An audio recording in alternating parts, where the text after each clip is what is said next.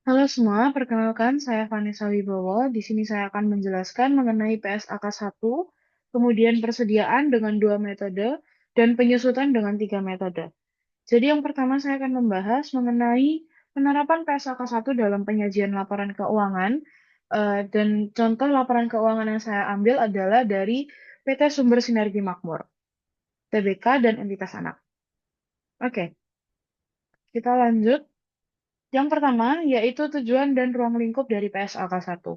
PSAK 1 itu apa sih? PSAK 1 itu memiliki tujuan untuk memberikan dasar penyajian laporan keuangan umum agar bisa dibandingkan antar periode dan antar entitas. Standar ini juga mengatur struktur, isi minimum, dan prinsip penyajian yang wajar dan juga konsisten. Ruang lingkup dari PSAK 1 sendiri adalah untuk semua entitas yang menyusun laporan keuangan dengan standar akuntansi keuangan atau SAK, kecuali untuk entitas syariah. Kemudian, berikutnya adalah mengenai komponen laporan keuangan yang diwajibkan oleh PSAK 1. Menurut PSAK 1, laporan keuangan dikatakan lengkap apabila terdiri dari 5 laporan keuangan. Yang pertama adalah laporan posisi keuangan, laporan laba rugi, laporan perubahan ekuitas, laporan arus kas, dan juga catatan atas laporan keuangan. Kita akan bahas satu-satu dimulai dari laporan keuangan. Jadi pertama, laporan posisi keuangan menurut PSAK 1 itu entitas yang menulis laporan posisi keuangan wajib memisahkan antara aset lancar dan tidak lancar, kemudian liabilitas jangka pendek dan jangka panjang, kemudian dari ekuitasnya itu sudah mencakup modal saham, agio saham, saldo laba, dan juga kepentingan dari non pengendali. Penyajian yang eh, disajikan juga harus wajar dan juga konsisten antar periodenya.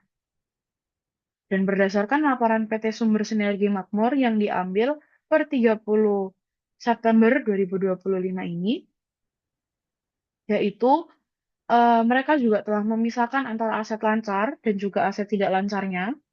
Kemudian liabilitasnya juga sudah dipisahkan antara jangka pendek dan jangka panjang. Kemudian di bagian ekuitas mereka juga sudah menuliskan modal-modalnya, agio saham, kemudian saldo laba, dan juga kepentingan non-pengendali. Berikutnya yaitu laporan laba rugi. Laporan laba rugi itu apa sih? Laporan laba rugi itu adalah laporan yang menunjukkan kinerja keuangan dari sebuah perusahaan selama periode tertentu. Dan menurut ketentuan PSAK, laporan laba rugi yang dibuat itu harus menyajikan pendapatan, beban, laba rugi, dan komponen laba komprehensif lain. Kemudian tidak diperbolehkan untuk menyajikan pos luar biasa, serta laba komprehensif lainnya yang ada, itu harus disajikan setelah laba bersih, atau harus ditulis setelah penulisan laba bersih. Dan menurut atau sesuai dengan laporan dari PT Sumber Sinergi Makmur, mereka juga sudah melaksanakan dari ketentuan PSAK tersebut. Mereka sudah menuliskan bebannya, pendapatannya, laba ruginya, kemudian mereka juga eh, menuliskan laba komprehensif lainnya setelah laba bersih, dan mereka juga tidak memasukkan pos luar biasa dan menggunakan klasifikasi beban berdasarkan fungsi. Berikutnya adalah laporan perubahan ekuitas. Laporan perubahan ekuitas sesuai dengan ketentuan dari PSAK, maka laporan perubahan itu menjelaskan posisi ekuitas yang berubah selama periode pelaporan. Dan dari laporan perubahan ekuitas milik PT Sumber Sinergi Makmur, mereka telah menunjukkan laba rugi komprehensif total dan juga menyajikan rekonsiliasi antara saldo awal dan saldo akhir dari setiap komponen ekuitas. Jadi ini saldo awalnya mereka catat, dan saldo akhirnya pun mereka juga sudah mencatatnya. Tetapi apabila dilihat dari eh, laporan yang milik PT Sumber Sinergi Makmur, mereka tidak memasukkan eh, transaksi pemilik seperti tambahan modal ataupun dividen. Hal ini bisa jadi dikarenakan karena memang tidak ada transaksi kepemilikan yang relevan pada periode tersebut. Berikutnya adalah laporan arus kas. Laporan arus kas sendiri itu untuk menunjukkan bagaimana perusahaan memperoleh dan juga menggunakan kas selama periode tertentu.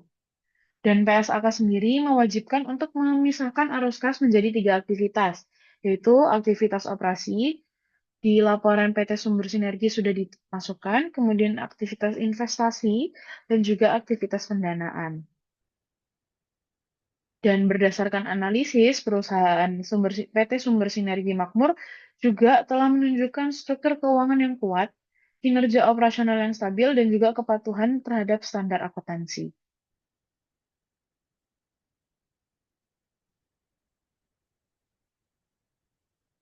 Maka dari itu, bisa dikatakan bahwa perusahaan ini sudah mematuhi ketentuan PSAK 1.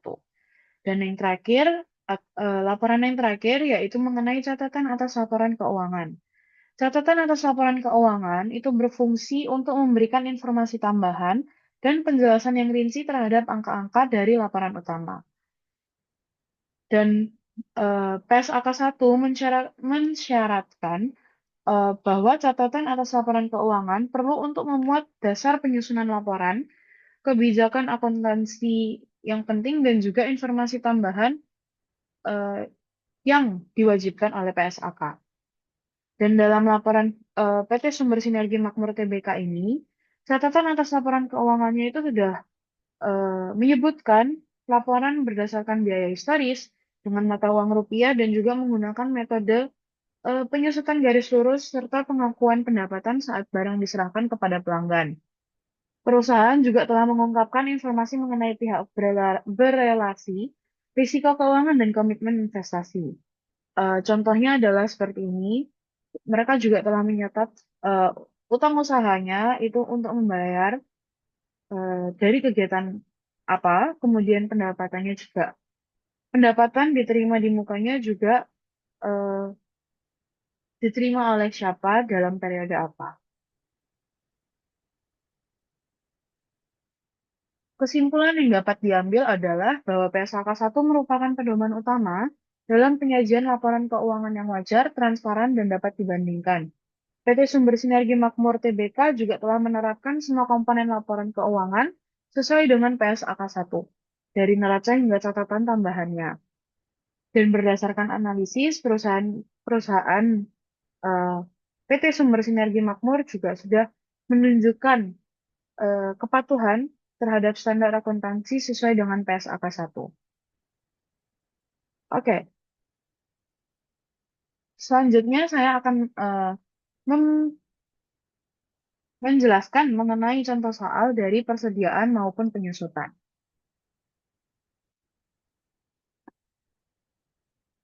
Pertama adalah mengenai persediaan. Jadi di sini saya sudah membuat contoh soal mengenai eh, soal persediaan maupun soal penyusutan. Yang pertama adalah persediaan.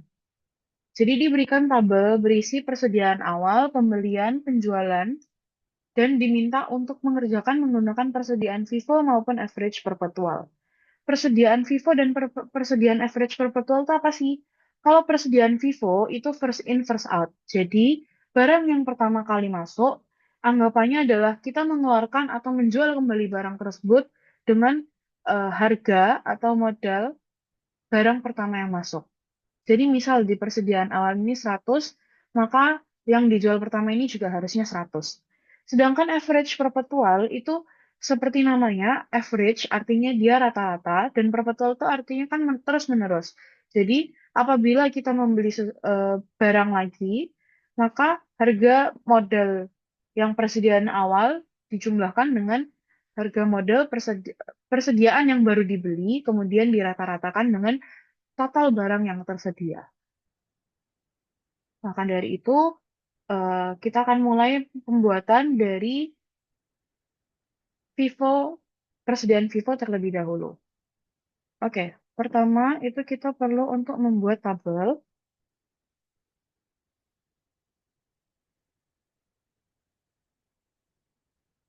Kita tulis Vivo per rupiah.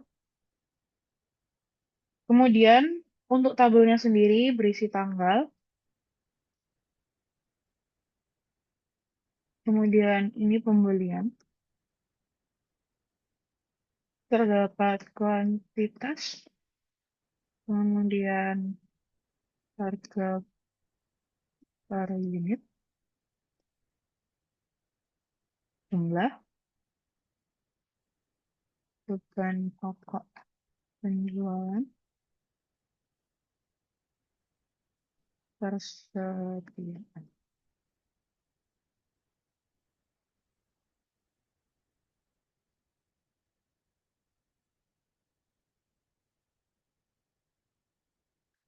Mari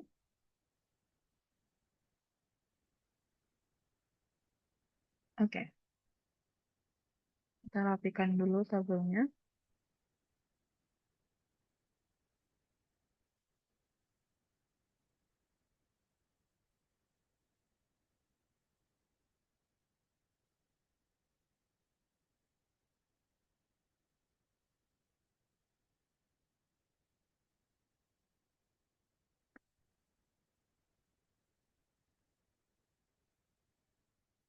Oke, yang pertama kita mulai mengerjakan tanggal 1 Januari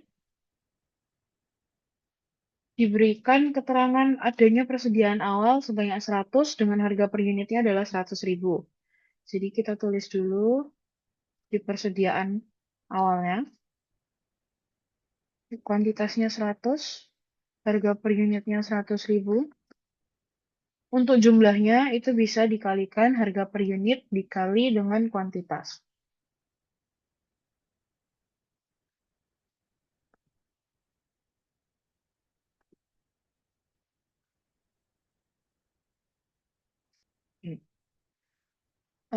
Bagian harga per unit dan jumlah itu bisa kita ubah penulisannya seperti ini.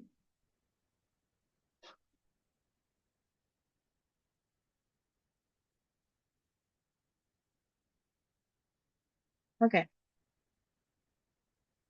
ini untuk persediaan awalnya. Kemudian soal berikutnya yaitu untuk pembelian tanggal 10 Januari. Jadi untuk pembelian akan kita masukkan dalam tabel yang ini, sedangkan untuk penjualan akan dimasukkan dalam tabel yang ini, dan untuk tabel persediaan ini adalah untuk menghitung persediaan yang tersisa dalam gudang atau dalam perusahaan. Gitu. Tanggal 10 Januari mereka membeli 60 item dengan harga 80.000. Untuk jumlahnya itu bisa dikalikan seperti ini.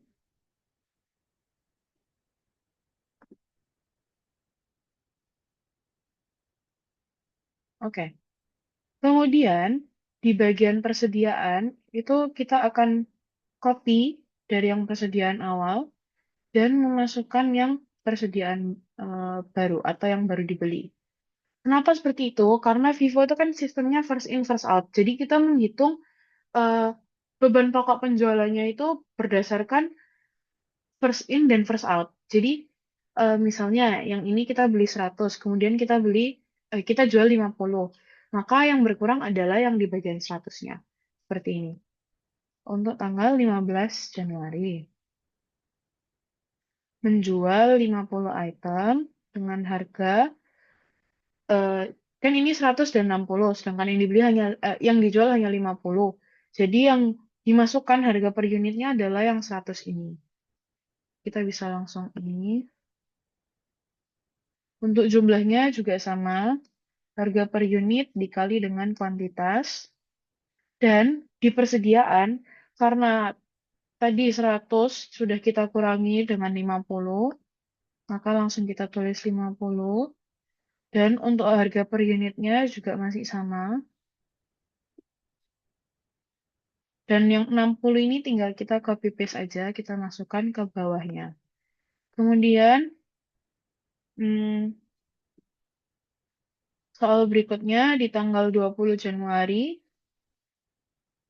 mereka membeli 45 item dengan harga 70.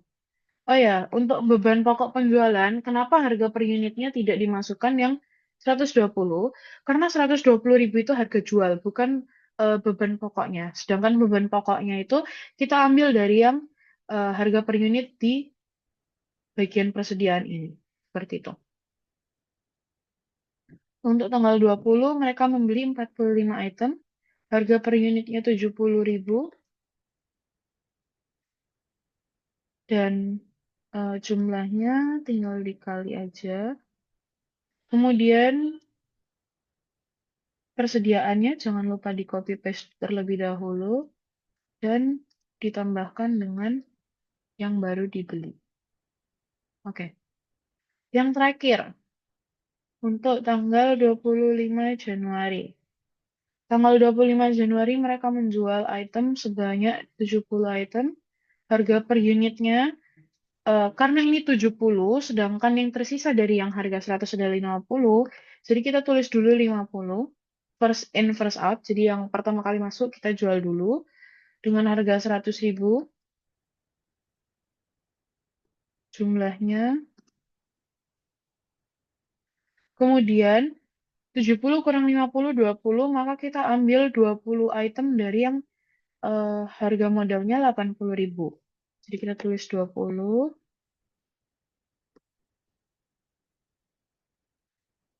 kemudian ini tinggal dikali. Dan yang dimasukkan dalam persediaan, kan 50 ini sudah habis, jadi itu udah dianggap nggak ada lagi. Kemudian yang 60 ini, 60 dikurangi dengan 20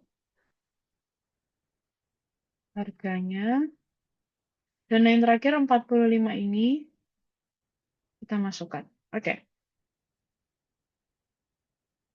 Jadi persediaan akhir dari perusahaan PT Tomorrow ini adalah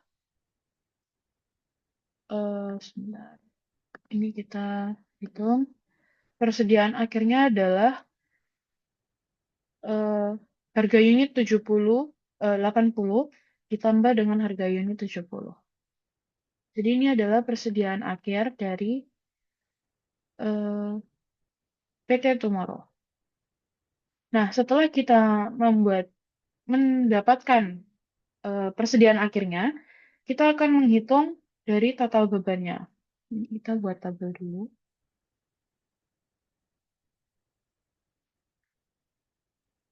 Total beban pokok penjualan. Tujuannya apa sih kita menghitung total beban pokok penjualan ini? Tujuannya adalah agar kita bisa menghitung laba bruto atau laba bersih yang didapatkan saat kita menjual barang-barang ini. Jadi kita sum dari yang jumlahnya ini. Kemudian untuk penjualan atau harga jualnya, itu bisa langsung kita copy paste dari sini aja. 50 item dan juga 70 item.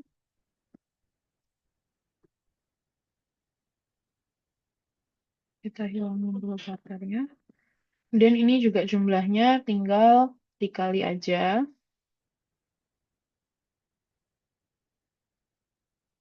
Kemudian total harga penjualan.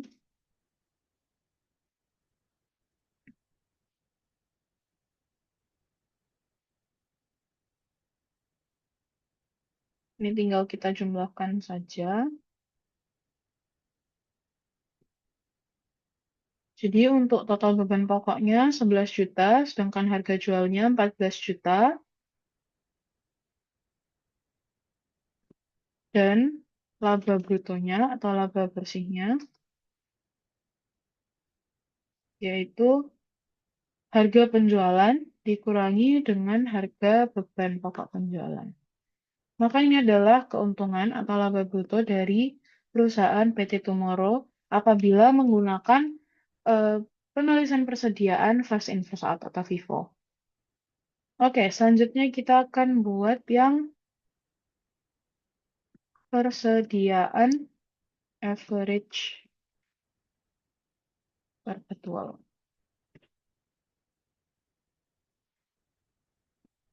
Untuk Tabelnya masih sama, jadi kita copy paste aja. Kita copy paste atasnya. Oke. Untuk soalnya saya copy paste dulu biar lebih mudah untuk dilihat. Oke. Jadi di tanggal 1, kita tulis lagi tanggalnya, 1 Januari. Persediaan awalnya ini masih sama, 100 ribu, jumlahnya kalikan, bentar saya buat.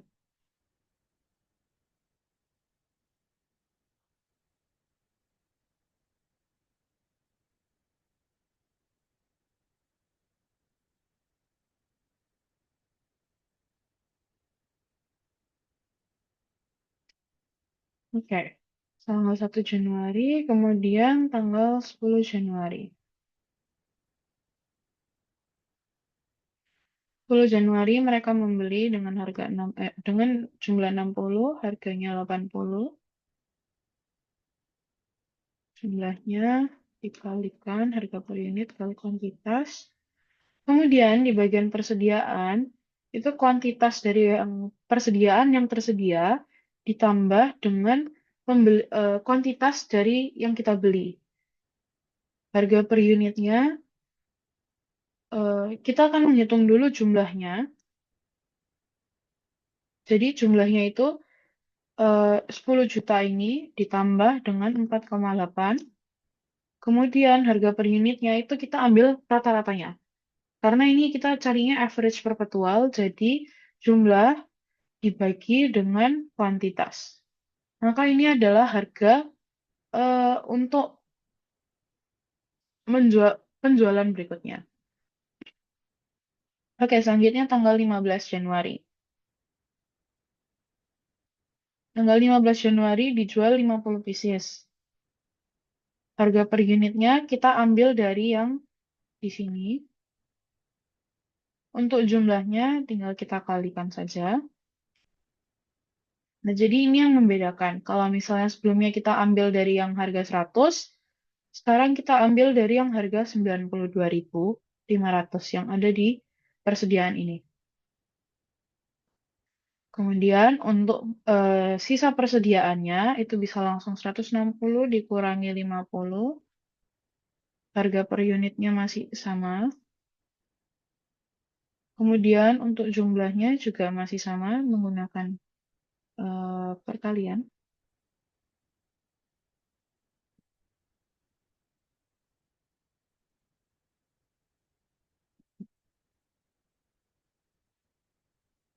Untuk jumlahnya itu kita kali saja.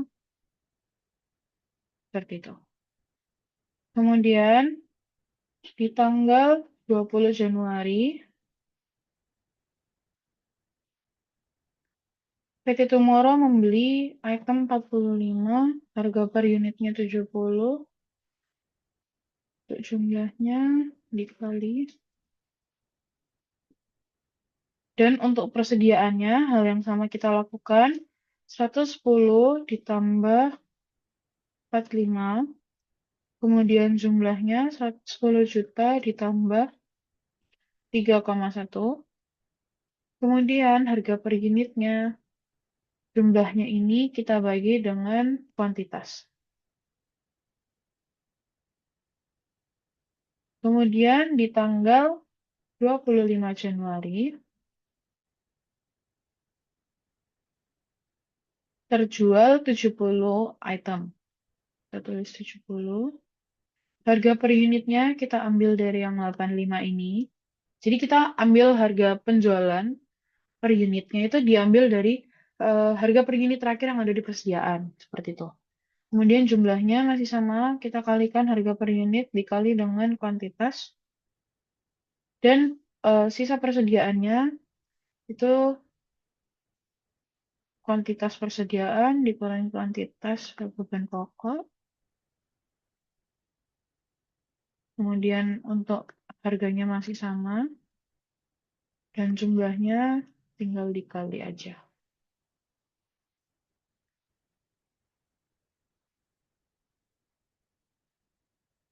Kemudian kita akan buat tabelnya terlebih dahulu.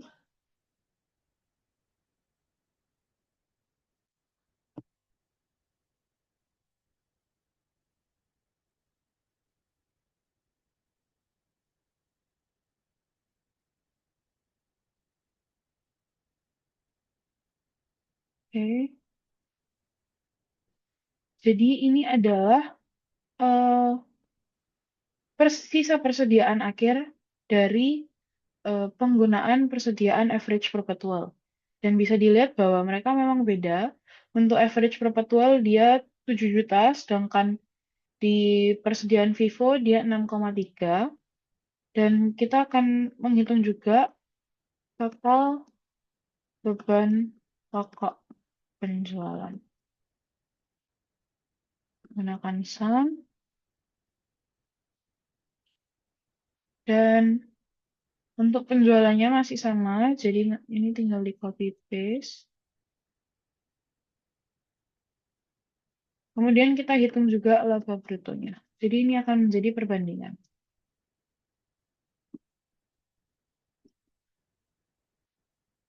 Ini dikurangi.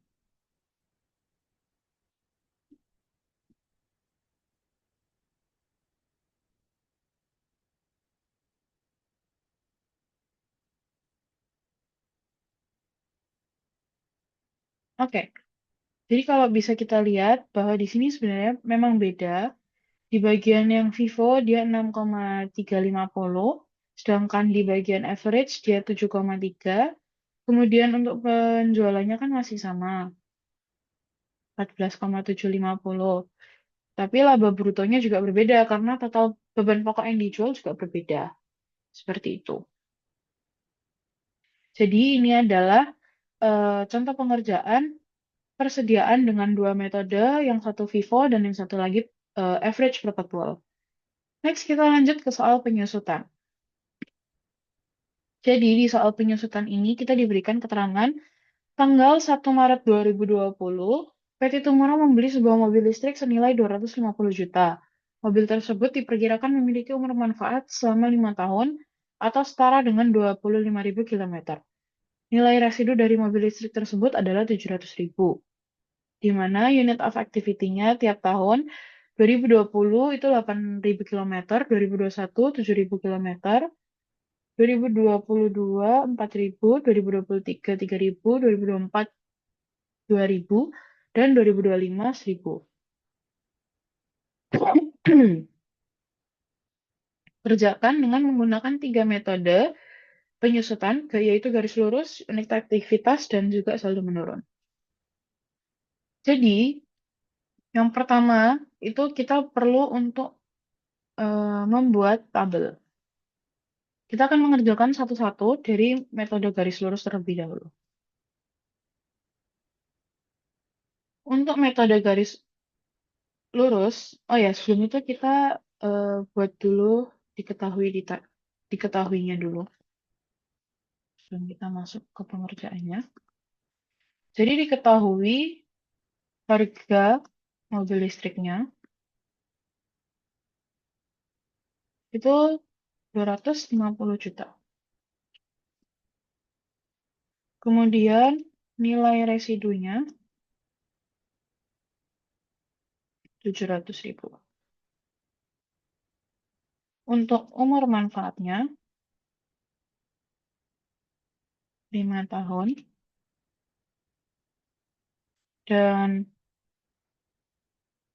biaya yang dapat disusutkan itu bisa kita ambil dari 250 dikurangi 700.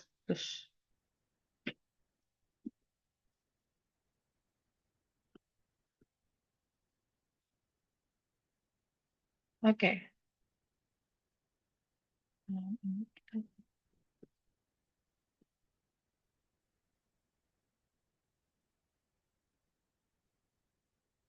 Kemudian kita juga tulis rate-nya atau ya rate-nya. Untuk rate itu kita 100 bisa cari dari 100% dibagi dengan umur manfaatnya. Ini kita ubah ke persen, yaitu 20%.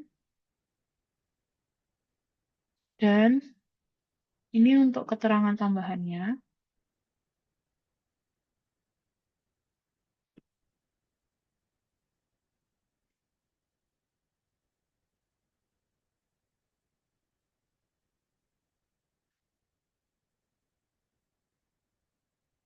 Oke, kita mulai dengan metode garis lurus. Untuk metode garis lurus, kita akan membuat tabel pertama tahun, kemudian biaya yang dapat disusutkan, kemudian rate, kemudian partial year, beban penyusutan, kumulasi penyusutan, nilai buku. Untuk tahunnya, itu kita tulis sesuai dengan yang di unit activity ini. Jadi bisa langsung di copy paste aja. Tapi sebagai tambahan, karena kita belinya di bulan Maret tanggal 1, maka di tahun 2020 ini kita tambahkan tulisan Maret hingga Desember. Kemudian di tanggal 25 itu kita tambahkan Januari hingga Februari. Oke. Untuk biaya yang dapat disusutkan, itu bisa kita langsung inikan aja. Sama dengan biaya yang dapat disusutkan yang sudah kita tulis di atas tadi. Ini bisa kita F4-kan. Kemudian ini tinggal kita tarik. Karena biaya yang dapat disusutkannya itu sama, jadi kita langsung tarik aja. Dan rate-nya juga sama. Jangan lupa di posting. Oke. Terus ini juga tinggal ditarik karena rate-nya juga sama. Dan untuk partial year ini, kita bisa menggunakan yang ini. Jadi, 10 bagi 12. Maksud dari 10 bagi 12 ini adalah Maret sampai Desember itu totalnya 10 bulan. Satu tahun ada 12 bulan, jadi 10 dibagi 12. Kemudian untuk dari tahun 2021 sampai 2024, karena full 12 bulan, maka kita tulis 1. Dan untuk yang Januari sampai Februari itu 2/12. Oke, kita masuk ke beban penyusutannya. Untuk beban penyusutan ini, kita tinggal kalikan saja biaya yang dapat disusutkan, dikalikan dengan rate-nya, dan dikalikan dengan partial year. Ini tinggal kita tarik. Kemudian akumulasi penyusutannya itu namanya akumulasi, artinya kita tinggal menambahkan aja. Jadi yang dari tahun sebelumnya ditambah dengan tahun yang baru. Kemudian ini tinggal kita tarik. Dan untuk nilai buku, itu kita menggunakan yang 250 ini dikurang dengan akumulasi penyusutan. Jadi yang ini kita tambahkan sign dollar dan tinggal kita tarik. Jadi bisa dilihat bahwa nilai buku atau nilai residunya itu sama dengan nilai residu yang ada di sini, 700.000 ini. Dan juga nilai akumulasi penyusutannya sama dengan biaya yang dapat disusutkan. Ini akan aku warnai dan tambahkan border.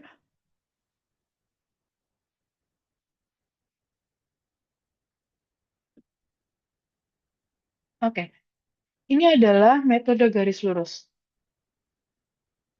Kemudian kita lanjut ke unit aktivitas. Untuk unit aktivitas sendiri, kita tidak menggunakan biaya yang dapat disusutkan, tetapi kita menggunakan unit of activity yang ada dalam tabel ini. Jadi kita tulis dulu unit aktivitas. Kemudian kita juga perlu cari biaya per unitnya. Biaya per unit. Biaya per unit ini didapat dari mana? Jadi biaya per unit ini didapat dari harga mobil listrik dibagi dengan, sorry.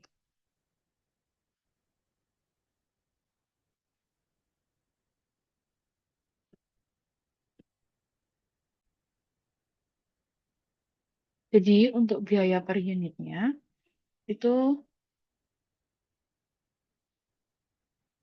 eh, untuk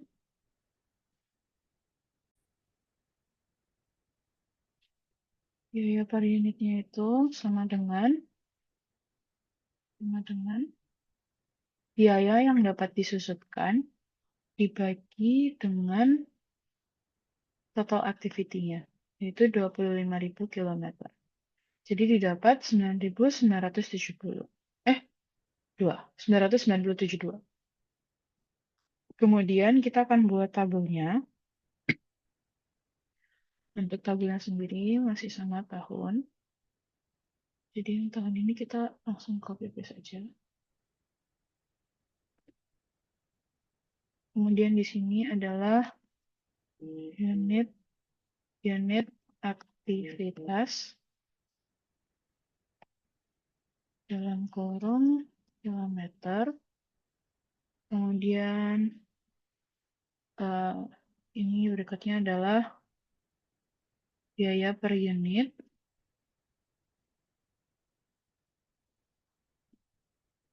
Biaya per unit dalam kurung kilometer. Kemudian sisanya sama, yaitu beban penyusutan, kumulasi penyusutan, kemudian nilai. Untuk unit aktivitas ini kita tinggal copy paste yang ini. Karena dia tahunnya sama ya, 2020 sampai 2025.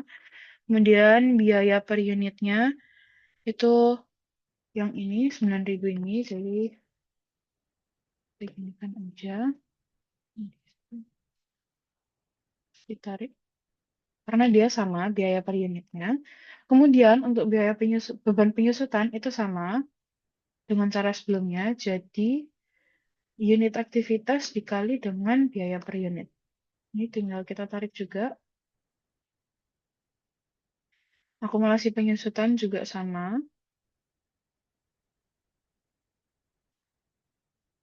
Yang tahun sebelumnya ditambah dengan yang tahun sekarang, kemudian ditarik.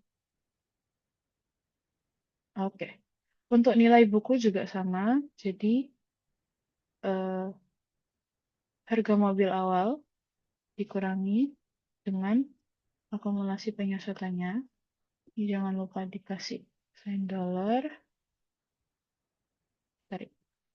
Oke. Jadi ini juga hasilnya sama ya. Bawahnya itu nilai buku terakhir atau nilai residunya adalah 700, sedangkan akumulasi penyusutannya adalah 249.300.000 rupiah. Kemudian ini kita bikin border.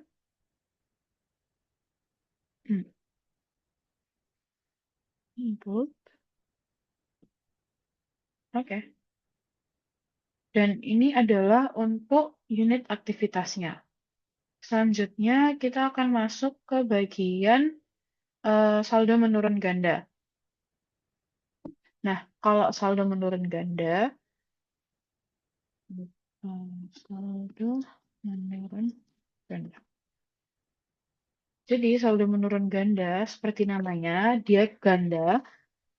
Jadi rate-nya, kan di awal ini rate-nya 20%. Kalau untuk saldo menurun ganda, rate-nya itu dikali 2. Jadi rate-nya kan 20 nih. 20%. Kita kalikan 2.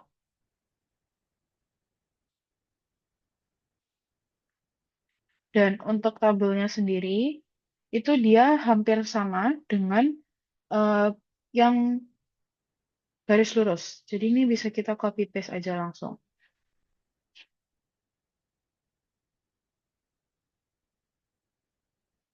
Yang membedakan di sini adalah hanya di bagian biaya yang dapat disusutkan. Biaya yang dapat disusutkan ini kita delete, kemudian kita ganti dengan nilai buku awal. Oke, jadi di sini bedanya antara saldo menurun ganda dengan yang lainnya adalah kita tidak bisa langsung tarik garis ke bawah karena kita perlu untuk mencari satu-satu nilai buku awalnya. Jadi ini kita hapus dulu. Di nilai buku awal ini kita masukkannya yang 250 ini. Kemudian untuk beban penyusutannya masih sama. Ini dikali bentar. Oke. Dan akumulasi penyusutannya itu masih 41 ini. Dan untuk nilai bukunya, itu nilai buku awal dikurangi akumulasi penyusutan. Nah, nilai buku ini yang nantinya akan dimasukkan ke dalam nilai buku awal tahun berikutnya. Jadi, ini masukinnya yang ini. Seperti itu. Nah, kemudian untuk beban penyusutannya itu juga masih sama caranya.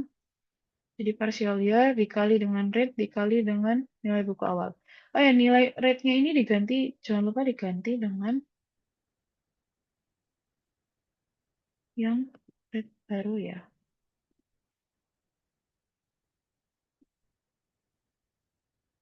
Ini tarik garis ke bawah. Oke, jadi ini harus diganti, jangan lupa rate-nya diganti. Kemudian nilai bukunya 166.666.667. Ini dikali ini, beban penyusutannya ini ditambah dengan beban penyusutan tahun sekarang. Nilai bukunya itu juga sama, 250 ditambah dengan, dikurang dengan 150. Nah, nilai buku berikutnya itu juga dimasukinnya sama, yang ini. Kemudian dijumlahkan juga, ini dikali. Akumulasinya juga masih sama, jadi ini aku tarik garis aja. Ini juga ditarik. Untuk nilai bukunya ini di $9. Ini tinggal ditarik aja juga. Kemudian ini juga sama. Jadi ini tinggal ditarik. Seperti ini. Nah, kemudian, jadi setelah kita carinya per tahun, setelah itu di tahun terakhirnya, ini yang membedakan. Karena kalau misalnya kita masih samakan dengan yang lainnya, misalnya ini masih dikali, terus kemudian ini juga masih dijumlahkan, ini nilai bukunya juga sama. Maka nilai buku akhirnya itu masih 20 juta. Sedangkan harusnya nilai residu itu di 700. Dan akumulasi penyusutannya itu harusnya 249 juta. Bagaimana caranya? Pertama, di nilai buku ini kita tulis 700.000 rupiah. Kemudian, nilai buku awalnya masih sama, kita pakai yang 21 ini.